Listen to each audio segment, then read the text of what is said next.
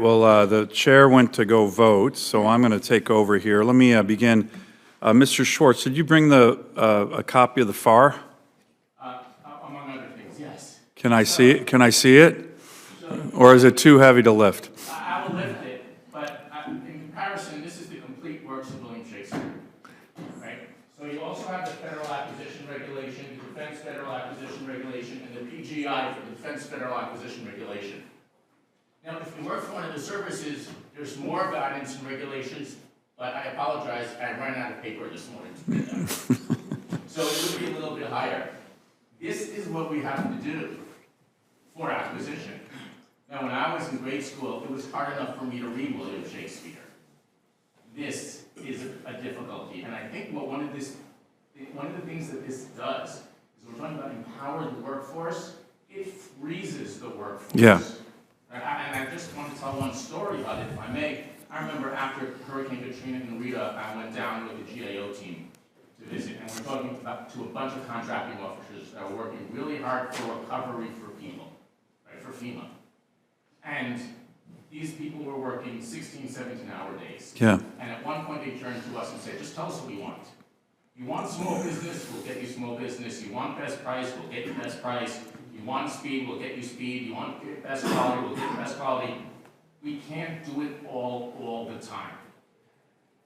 One, he is right, but two, what that concerns me with is the one thing he didn't mention is what's best for the people. He mentioned he's always thinking about what do the regulations tell me to do and what will I be yelled at. Yeah. So let me ask this real quick. If you're a company with a great innovative idea and you've done a prototype on your own with private investor money, and you're like, all right, now I want to get this to the Pentagon because it's going to help in our upcoming war with China or whatever. Do they have to all of a sudden understand that stack? Or is that for the contracting officers or the combo? It's both, right? The contracting officers for sure. Oh, thank you very much. Thank you. But you need to know if you need a cost accounting system. You need to know if you have to have certain small business plans. You need to know what domestic buying requirements you have. You need to know. So if you're beginning an innovative American company, which again, in my view, is a giant strategic advantage we have over everybody else, and now they're interested. These great Americans who are really innovative and really smart want to help. They see the challenges in the world. They see that the authoritarian dictatorships are on the march, whether in Iran, China, Russia, North Korea, working together. So they want to help. But then they see that and they're just like, what? They don't. Many don't. I know a company that has a great technology, someone who worked on the Hill. And I said, this is great. Have you brought this to DoD? He said, I'm not going to. It's just not worth it. We are small. We have a great technology. We have limited resources. I'm not going through that. And it broke my heart. Yeah. Okay, let me ask Dr. Greenwald, one thing that I think a lot of people miss. So I like to read a lot of history. I'm reading this really good book that was actually given to me by the CNO a couple of weeks ago called The Admirals, and it's all about the five-star admirals that we had during World War II.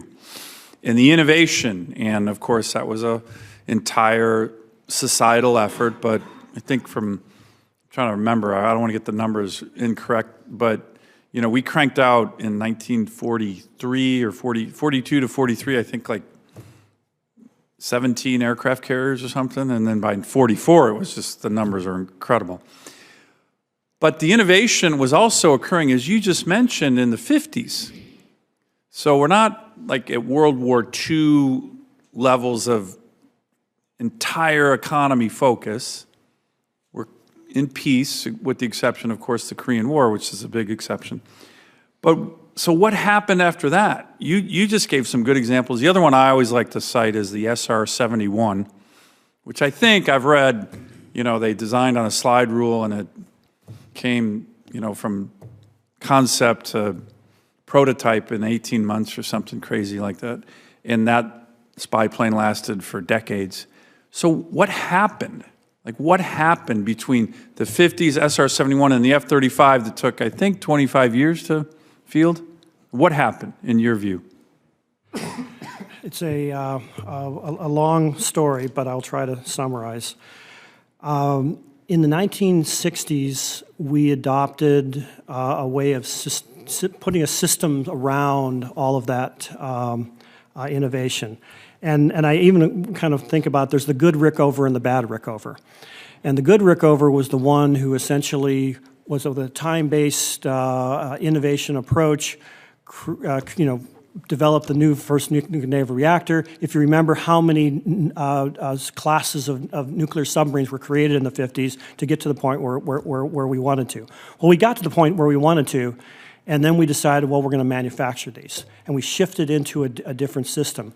And what we should have done is had two acquisition systems. One for how to be incredibly innovative and drive new technology into the hands of the warfighter, and the other one was how to produce systems at scale. Right. But when we started producing systems at scale, Admiral Rickover wanted cost accounting standards. He wanted greater insight into contractor costs. And that's kind of I'm not going to say the bad Rickover, that's just the Rickover that transitioned to something that was needed to produce things at scale. So that's one thing. The other thing is that we adopted what were business best practices of the 1950s from the private sector, which actually weren't really good business best practices. And they were based on centralized planning, based on prediction, very linear ways of thinking. They were brought from Ford Motor Company with McNamara in the 60s. And the DoD adopted these writ large. And we've been working on this system for the last 60 years. But what happened is we didn't quite realize that the same management system didn't work out very well for the private sector. The Japanese essentially, with quality management and other approaches, essentially outcompeted us. And the private sector threw out all this centralized planning. They threw out all of this ways of this bureaucratized linear process. But the Department of Defense never did.